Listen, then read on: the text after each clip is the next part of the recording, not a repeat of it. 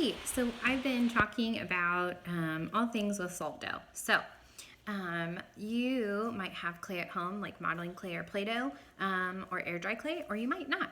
And if you don't, you can make it. So me and Piper made some salt dough or clay after lunch today. And the recipe we followed online is 3/4 cup water, 3/4 cup salt, and 2 cups of flour. And you stir, stir, stir, stir until it's all mixed up and it looks like clay.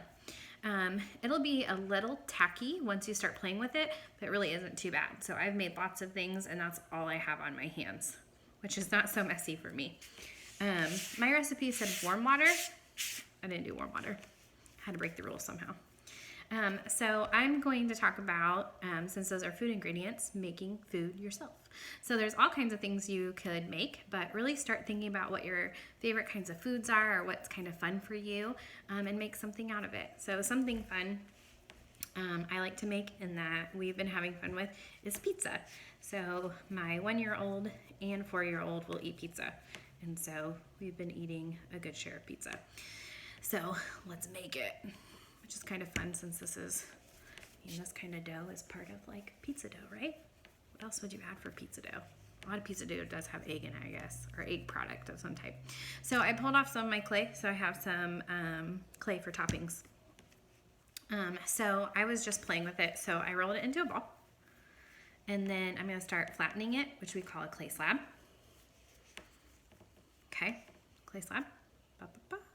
And now I'm gonna make it into a pizza slice. Here, let's point this down. So I am working on a plastic folder so that my clay won't stick to the surface. You can use whatever. I wouldn't work on the table because it tends to stick. So you could use copy paper, newspaper, cardboard, old nail, anything like that. So I have this triangle shape going and I'm leaving this extra. And I like to leave the extra until I'm happy with the triangle. Every once in a while I tend to pick it up. If yours is sticky, you might be working with your clay a lot. Like mine is nice and warm because I've made like 6 or 7 things now with it. You can just put a little flour on your surface and it won't stick. So I have this like nice snow cone or parachute looking thing. I'm gonna roll this up. Yeah, so look, now it looks like a nice like crust on my pizza.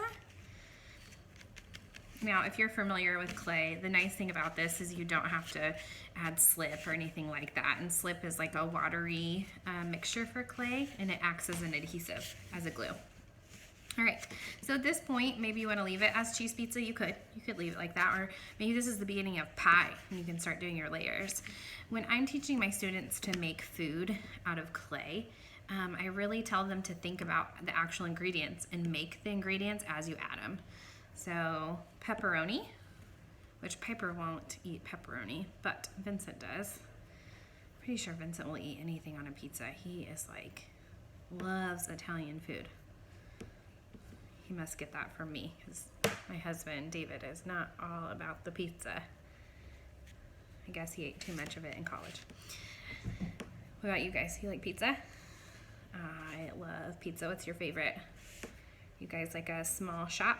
You like some Rockstar Pizza or Paninis? You guys like Hot Box? There's a Noble Romans that just opened in town. I've got to try that out. I am just hoping that their breadsticks are as good as the old Noble Romans that I remember. Over there on 10th Street. Yum, yum. Okay, so at that point, you could keep adding toppings. You could take away. The nice thing is if your artist gets frustrated or you're making this and you're like, I've decided to make something different, all you do is squish it back up and make something new. So once you're done with your pizza or your pie or your cupcake, whatever you made that makes you happy, you're gonna let this dry. You could put this on a cookie sheet. You could put this on a plate or newspaper. I would transfer it from whatever you're working just because that will be kind of messy. And then you could put it in the sunshine or you could just leave it dry on your counter. If you're leaving it out, especially out on your counter to dry, leave it overnight. And then in the morning, flip it over so that this porous side has a couple hours of drying time before you or your artist goes at it. So once it's nice and dry, you can color it with markers or Sharpies. You can also paint it, which is super, super fun.